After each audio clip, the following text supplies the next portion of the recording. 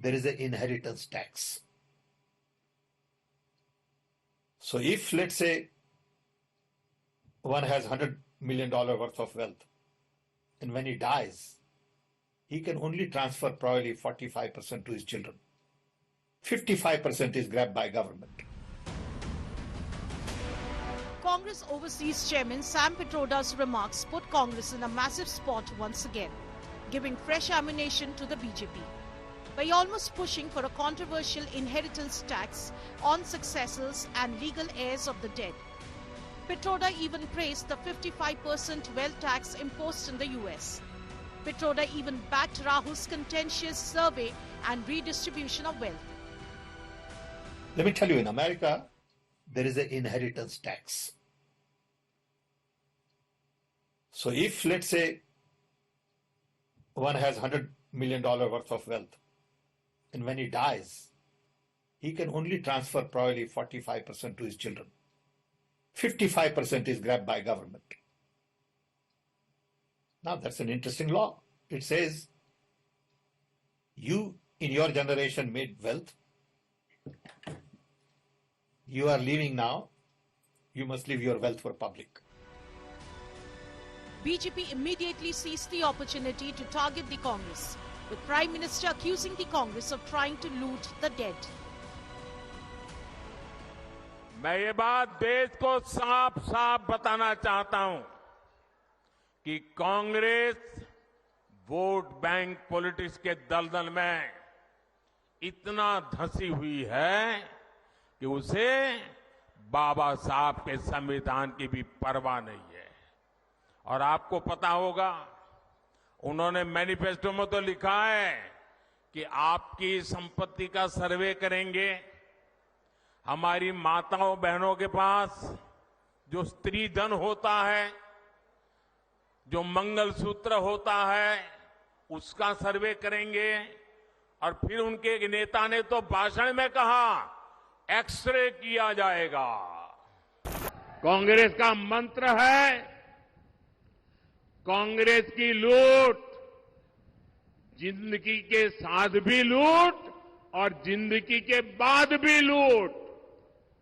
शाही परिवार के शाहजादे के सलाहकार, इस शाही परिवार के शाहजादे के पिताजी के भी सलाहकार, उन्होंने कुछ समय पहले कहा था, और ये परिवार उन्हीं की बात मानता है। उन्होंने कहा था कि हमारा देश का जो मिडिल क्लास है, मध्यम वर्गीय लोग हैं, जो मेहनत करके कमाते हैं, उन्होंने कहा उन पर ज्यादा टैक्स लगना चाहिए। ये इन्होंने पब्लिकली कहा है। अब ये लोग उससे भी एक कदम आगे चले गए हैं। अब कांग्रेस का कहना है कि वो इनहेरिटेंस टैक्स लगाएगी, माता पिता से मिलने वाली विरासत पर भी टैक्स लगाएगी। Home Minister Amit Shah to warned the people to be wary of Congress's sinister agenda. इनके मन में छुपी हुई मनसा क्या है, आज बाहर आ गया है। इसका कॉग्निजेंस, इसका संज्ञान देश की जनता ने लेना चाहिए। और कांग्रेस पार्टी अगर ये नहीं करना चाहती तो अपने मैनिफेस्टो से सर्वे की बात को विड्रॉ करना चाहिए, ये घोषित करना चाहिए। हमारी प्रायोरिटी माइनॉरिटी नहीं है, हमारी प्रायोरिटी गरीब है। खुद तो परिवारवाद की राजनीति करते हैं, लेकिन आपके परिवार के खून पसीने की कमाई को भी वसूली टैक्स लगाकर, वसूली टैक्स, ये इनहेरिटेंस टैक्स नहीं, इसको मैं वसूली टैक्स कहूंगा कांग्रेस का।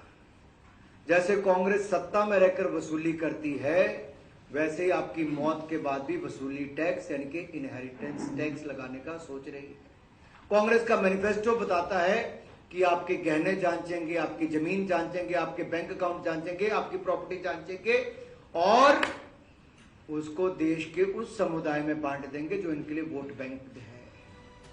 Put on back foot by Pitroda's words, Congress distanced itself, calling it his personal view. He expresses his views on issues that he considers important very freely, and that's part of democracy. His comments are torn out of context and they are being sensationalized in order to divert attention from the Prime Minister's deliberate, mischievous and malicious, poison-ridden campaign. What Mr. Pitroda says are Mr. Pitroda's views. They are not the views of the Indian National Congress. We are a democratic party. Everyone has a right to their personal opinions. Everyone knows I have personal opinions. But once the document is approved by the working committee, that's all the party is standing behind. So the party is saying, this is our document, read it. Nowhere does it talk about wealth redistribution. Nowhere does it talk about taking away anybody's gold and snatching the Mangal Sutras of women. This is such preposterous attacks that we are seeing from the BJP. It's a measure of their desperation. After facing backlash, Pitroda too backtracked and claimed he merely expressed his admiration for the US inheritance system as a revenue generator. Will Pitroda's words once again embarrass Congress? Bureau Report, India Today.